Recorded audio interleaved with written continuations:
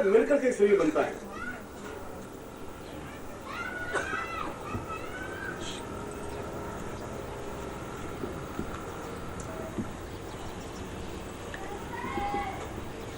ये लड़का आवाज दे रहा है, माँ बाप जो भी हो उसको उठाकर बाहर ले जाए। हम दोनों पति पत्नी हैं और आधा अंग आपसे आ रहा है, आधा अंग में जिंदा हूं। आप मुझे भी हराएंगे तभी हम पूरा हारे हुए मानेंगे। ऐसा हार नहीं सकते, संभव नहीं। आप अपने आप में पूर्ण अंग हो सकते हैं। तो मर्दांगी नहीं हो। अभी आधे अंग को हराया मैं आधे अंग से फिर स्टार्ट करूंगा। फिर विष्णु शर्मा न्यायाधीश बने, फिर बारहवीं से फिर वाद विवाद हुआ। वाद विवाद होने के जब 20-22 दिन भारती ने सोचा कि मैं किसी भी हालत में जीत नहीं सकती शंकराचार्य से, और शंकराचार्य तो बाल ब्रह्मचारी, बिल्कुल योगी, संन्यास की एक लिमिट, ये संन्यास का एक उदाहरण। बालविंद आदि एक अंतिम प्रश्न करूंगी, आप उत्तर दे देंगे तो हम दोनों हारे हुए मानेंगे। तुम पूछ सकती हो। उनका मुझे केवल और पूछना कुछ नहीं है। आपने कहा कि माया, और माया तो मतलब पति, माया का मतलब पत्नी, माया का मतलब पुत्र, पौत्र, बंधु, बांधव, संबंधी, रिश्तेदार, धन, दौलत, यश, यही तो माया है। ये माया नहीं है, माया है। तो मुझे आप ये बताइए कि अगर मैं ब्रह्म हूं और ये माया अगर पैदा हुई मुझसे, अगर मेरे पुत्र पैदा हुआ और अगर मेरे पति और हम दोनों ने मिलकर के पुत्र को पैदा किया तो किस तरीके से किया, वो तरीका आप मुझे समझाइए। बस यही प्रश्न है। शंकराचार्य उत्तर दे सकते थे, इस उत्तर में कोई बहुत बड़ी विशेषता नहीं थी, मगर उसने कहा कि अगर मैं उत्तर देता हूं कि पति पत्नी किस क्रिया से पुत्र उत्पन्न होता है, तो वो कहते हैं तुम सन्यासी, तुम्हें मालूम कैसे पड़ा, तुमने ज्ञान प्राप्त कहां से किया? जब तुम्हारा अनुभव नहीं है तुम कैसे बोले? बिना अनुभव के सन्यासी नहीं बोल सकता। सन्यासी वही बोलेगा जो अनुभव किया हुआ हो, और अगर तुमने अनुभव किया है तो तुम सन्यासी नहीं होगी। अपनी शंकराचार्य का दोनों तरफ से मैं लेता हूं। अगर उत्तर देता हूं तो सन्यास धर्म खंडित हो जाता है, उत्तर नहीं देता हूं तो हार जाऊंगा। शंकराचार्य ने कहा कि मैं 6 महीने बाद तुम्हें उत्तर दूंगा, और उन्होंने अपने उज्जैन के बाहर जाकर के एक कुटिया में शिष्यों को कहा कि मैं अपने प्राणों को, मैं फिर शब्द प्राण वहां आके खड़ा कर रहा हूं, मैं अपने प्राणों को एक राजा के मतदेह में प्राणों को ले जा रहा हूं, और राजा के माध्यम से उस क्रिया को सीखूंगा, और मैं वापस आके मुझे जवाब देना है, क्योंकि वो शरीर मेरा पवित्र हो सकता है, मेरे प्राणों को कहीं गड़बड़ नहीं करनी है। और कोई राजा की मत लाश जा रही थी, मरा हुआ था, मर गया था, वो जाहिर उसको जलाने जा रहे थे, और उसके संबंधी रोते हुए जा रहे थे। उसने अपने शरीर में से प्राणों को निकाला और उसके प्राणों में संचरित कर दिया। अर्थी तो लोग एकदम से घबराए, ये क्या हुआ? राजा तो मरा हुआ था, मुंह से बांध करके ले जा रहे थे, नीचे उतारा, उसके हाथ पांव मिलने लगे, उठाया, राजा जीवित हो गए, गड़ ले। जल खैर आगे की क्रिया, उनके रानियों के साथ पुत्र हुआ, और वापस आके भाभी को जवाब भी दिया। मगर मेरा प्रश्न ये और उत्तर ये था कि उस समय भी प्राणों को अलग रखा जा सकता है, इसलिए तुम्हारे प्राण को अलग रूप से लिया जा सकता है, तुम्हारे प्राणों को अलग रूप से दिया जा सकता है। प्राण को मैं पकड़ सकता हूँ, जीव तुम्हारे पास में है, मगर ये बहुत तत्वमसी क्रिया है, बहुत अंतर्निहित क्रिया है। जिस समय तुम उस स्टेज पर आओगे सीखने की, जिसमें तुम्हारे भाव इतने जागृत होंगे, जब तुम शिष्य बन सकोगे, जब उपनिषद बन सकोगे, जब तुम वेद बन सकोगे, जब तुम बिल्कुल नजदीक आ सकोगे, जब तुम एक तरफ से जुड़ सकोगे, तो ये सब क्रिया तुम सीख सकते हो। और ये सीखने की क्रिया है, क्योंकि ये सब सीखोगे नहीं तुम सूर्य नहीं बन सकते। एक टिम तुम्हारे दिए बन सकते हो, और टिम तुम्हारे दिए सूर्य नहीं बन सकते। सूर्य बनने के लिए फिर उतनी तपस्या करनी पड़ेगी, उस मोड़ पर आपको खड़ा होना पड़ेगा। इसलिए उस पूरे जीवन के फर्क पर आज मैं पहली बात में उस क्रिया को देने की कोशिश कर रहा हूं, जहां मैं तुम्हें प्राणों को जागृत करके, प्राण तो है ही तुम्हारे, वो प्राणों को जागृत करने की क्रिया, क्योंकि प्राण बिल्कुल गहराई के अंदर है।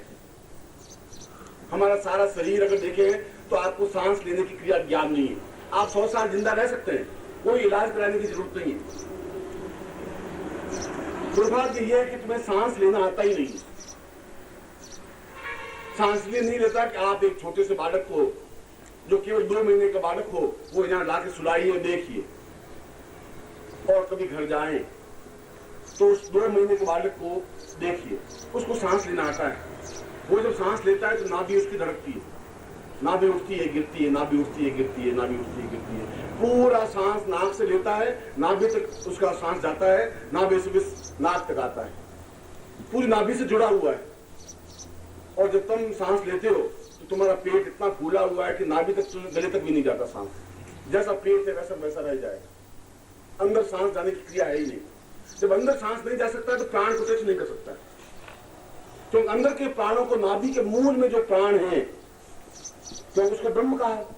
ब्रह्म कहाँ है? ब्रह्मा से उत्पत्ति हुई कहाँ? विष्णु की नाभि से ब्रह्म की उत्पत्ति हुई, ये तो शास्त्र कह रहा है।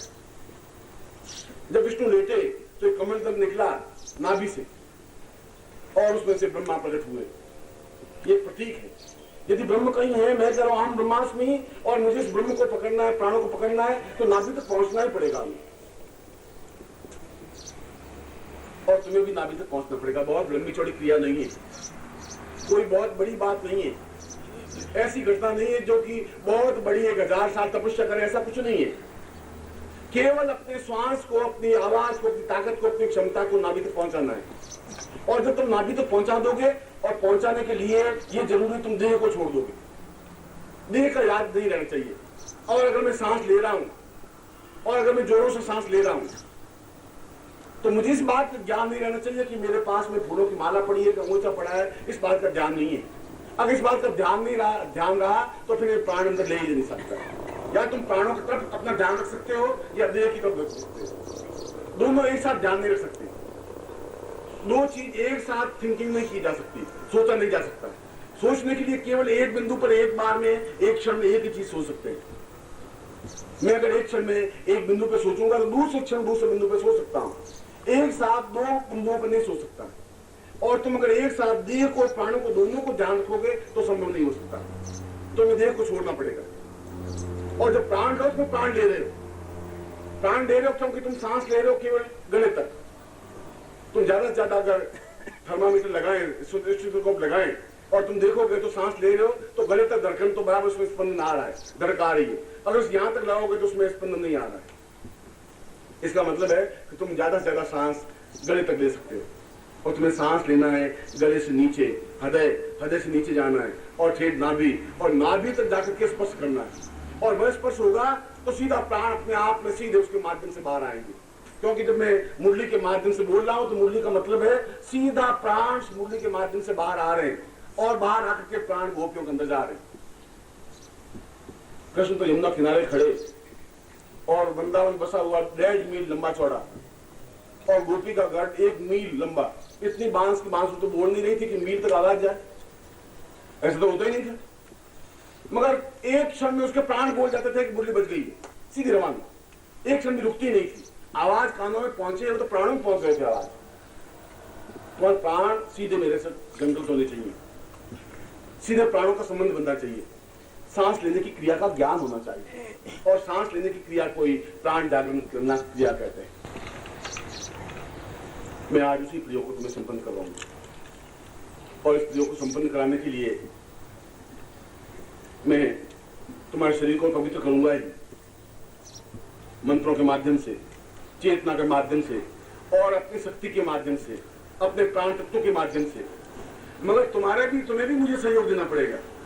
सहयोग तुम्हें यह देना पड़ेगा कि तुम्हारा मेरा संबंध देह का नहीं है। तुम्हारे पांवों को और मेरे पांवों को, तुम्हारे हाथ मेरे पांव को दबाए, ऐसा जरूरी नहीं है, और मेरे लिए आवश्यक नहीं है। तुम आकर के मैं थक जाऊं और मेरे पांवों को तुम दबा दो, इसकी मुझे आवश्यकता नहीं है। मैं तुम्हारे प्राणों को पकड़ने की कोशिश कर रहा हूं, और प्राण तुम खुद अपने आप में से समर्पित करोगे, अपने सांस के माध्यम से। प्रहार कहां से हो सकता है? मैं तुम पे प्रहार कर रहा हूं इस समय, खेत वहां इतना दूर बैठा हुआ, 25 फीट दूर बैठा हुआ, मैं प्रहार कर रहा हूं कि तुम बोलो, और बोलता है। मैं आवाज दे रहा हूं, सुन रहा है। यह मेरे बीच में एक शब्द है, एक सांस है, वायु है। जो वायु मैंने मुंह से निकाली वो वहां तक पहुंची, उसके अंदर तक पहुंची, वहां तक भी नहीं पहुंची। उस दीवार के पास व्यक्ति बैठा हुआ है, ये मैंने जो आवाज हवा निकाली है वो वहां तक पहुंची है, वो वहां तक पहुंची है, और उसके अंदर तक पहुंची है। अंदर पहुंची है, उसने दिमाग को कहा है कि कुछ आवाज आई है, और आवाज आई है कि गुरु जी कह रहे हैं कि ये प्राण शब्द, ये वायु शब्द, ये हवा शब्द, ये सारी क्रिया हुई 1 सेकंड के भीतर। मैंने कहा तुम इधर आओ, और ये जो मैं बोला, मेरे बोलने के लिए तो मैंने तो कोई पत्थर फेंका नहीं, लकड़ी फेंकी नहीं, मैं तो बोल रहा हूं, आवाज निकाली। आवाज का मतलब हवा, वायु। प्रहार केवल वायु से ही हो सकता है, लकड़ी से नहीं हो सकता। प्रहार केवल वायु के माध्यम से हो सकता है, क्योंकि इस पूर्ण ब्रह्मांड को फैले हुए चीज में वायु है, ईथर है, वह तरंग है, किरण वह है। सूर्य की किरणें या वायु के माध्यम से तुम्हें प्राप्त हो सकती है। तुम्हारे जीवन की चेतना वायु के माध्यम से प्राप्त हो सकती है। तुम्हारी सांस, तुम जिंदा हो क्योंकि वायु है, इसलिए प्राण वायु कहा जाता है। जीवन को प्राण वायु कहा गया है, जीव वायु नहीं कहा गया है। जीव तो है ही। और इसीलिए तुम अपने पूरी क्षमता के साथ, जब मैं वहां तक अपनी बात पहुंचा सकता हूं, 25 फीट तक पहुंचा सकता हूं, तो मैं तुम्हें केवल 1 फीट तक अपनी वायु को पहुंचाने की क्रिया बता रहा हूं। बस मैं तो अपनी बात को 25 फीट तक पहुंचा रहा हूं, क्योंकि मैं व्यक्त कर रहा हूं, बोल रहा हूं, और ये आवाज जा रही है शब्दों के माध्यम से, हवा के माध्यम से। और तुम्हें भी अपनी हवा को, अपने जो सांस लेने की क्रिया है, वह मैं पहली बार सिखा रहा हूं कि तुम्हें सांस कैसे लेना है, और सांस कैसे लेना है, और सांस कैसे निकालना है। ये सांस लेने की क्रिया या तो बच्चे से सीखी जा सकती है, उसको देख करके, या फिर गुरु से सीखी जा सकती है, या तो मैं तुम्हें सिखा रहा हूं कि तुम गलत ले रहे हो। सांस बच्चा ले सकता है, जो बड़ा होता है, जो उसके पेट के ऊपर चर्बी बढ़ती रहती है, जो उसके सारा शरीर भरता रहता है, उसके बाद वो फिर वायु सांस लेना भूल जाता है। फिर उसमें जो सांस लेना भूलता है, फिर बीमारियां बढ़ती रहती है। जो आदमी सुबह उठ करके बहुत तेजी सांस ले सकता है, उसको बीमारी आ ही नहीं सकती, मृत्यु हो ही नहीं सकती। जहां प्राण तुम पकड़े बैठे हो, जहां प्राण तुम्हारे पास है, तो मृत्यु कैसे आ सकती है? बीच में को कहा तुम मर नहीं सकते, उसने कहा मर ही नहीं सकता, इच्छा मृत्यु है, क्योंकि मुझे प्राण लेने की क्रिया का ज्ञान है। यदि अपना अपने उस महाभारत पर्व को पढ़ाओ, तो जब भीष्म पितामह शस्त्रसज्जा पर लेटे हुए, तो बहुत जोरों से सांस ले रहे हैं, बहुत जोरों से सांस खींच रहे हैं। दुर्योधन ने पूछा कि ये क्या कर रहा है? ये वहां लेटा हुआ, यहां तक उसकी जोरों से आवाज आ रही है कि धक्का लग रहा है। उसने कहा सांस लेने की क्रिया उसको ज्ञान है, इसलिए मर नहीं सकता। और मरेगा तभी जब वो उस प्राण को लेने की क्रिया भूल जाएगा। और जब रावण को मार नहीं सके राम, तो विभीषण को पूछा कि मैं रावण को मार नहीं पाऊं, इतने तीर बरसा दिए, ये मर नहीं रहा है, कारण क्या है? उसने कहा तुम नहीं समझ सकते, इसके अंदर जहां प्राण है, वहां प्राण तक तुम आघात नहीं करोगे, क्योंकि वो सीधा प्राणों से जुड़ा हुआ है। इसलिए 1000 तीर मारने पर भी वो मर नहीं सकता, तुम मर ही नहीं सकते। मृत्यु तुम्हें नहीं मार सकती अगर तुम्हारा प्राणों से संबंध है तो। और प्राणों संबंध है तो गुरु से संबंध है, प्राणों से संबंध है तो विराट ब्रह्मत्व से संबंध है, ब्रह्मांड से संबंध है, पूरी चेतना से संबंध है, सारी क्रिया से संबंध है। और इसीलिए जब मैं तुम्हें वो सांस लेने की क्रिया कहूं, तो तुम्हें अपनी पूरी क्षमता के साथ सांस लेनी पड़ेगी, और सांस जितनी अंदर लेंगे उतनी निकालेंगे भी सही। अंदर तो रहेंगे, मैं जोरों से सांस लूंगा तो जोरों से सांस बाहर निकालूंगा। और ये धीरे धीरे यह स्टेज 1 मिनट में नहीं आ सकती, 1 मिनट में संभव नहीं है। ये 1 सेकंड लग सकता है, 1 सेकंड लगता है, 5 सेकंड लग सकते हैं, 1 मिनट लगेगा, 2 मिनट लगेंगे, 3 मिनट लगेंगे, 4 मिनट लगेंगे। 3 और 4 मिनट के आसपास या 2 मिनट के आसपास स्टेज ऐसी आएगी, तुम्हारी देह अवस्था अलग है। तुम्हें भावों नहीं मैं कहा हूं